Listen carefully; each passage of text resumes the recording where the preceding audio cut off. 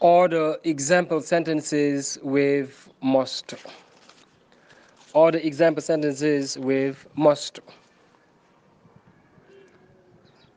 Modu doesn't believe most of what Dam says. Voilà, li yeneen exemple ak must. Modu doesn't believe most of what Dam says. Modu gëmul maam lu ëpp ci li Dam di wax Modu gëmu ko. Believe mooy gëm quoi. Ok boo noon gëmuma lu ëpp ci li ngay wax da nga naan I don't believe most of what you say. Ok he spends most of his time at home. Mooy lu ëpp ci temps ci kër gi la koy passé dal. He spends most of his time at home.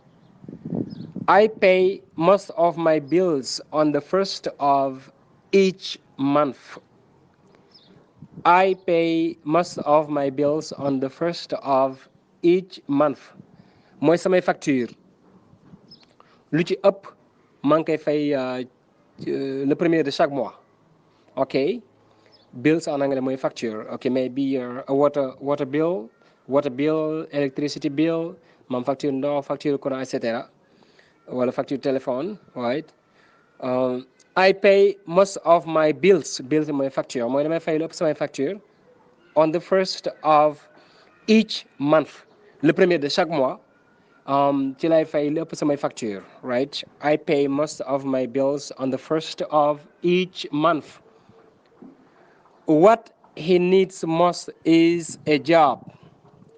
What he needs most is a job. Mooy lim gën a soxla mooy liggéey ab liggéey lim gën a soxla dal mooy liggéey. I have spent most of my time abroad. I have spent most of my time abroad. Mooy lu ëpp sama temps daal bitim réew laa ko passé daal. Ok I have spent most of my time abroad. Li ëpp sama temps bitim réew laa ko passé. Most of us here don't understand English. Most of us here don't understand English. Mooy ñu bëri ci ñun fii comprendre ñu anglais. Most of us here don't understand English. Maanaam ñu ëpp ci ñun fii daal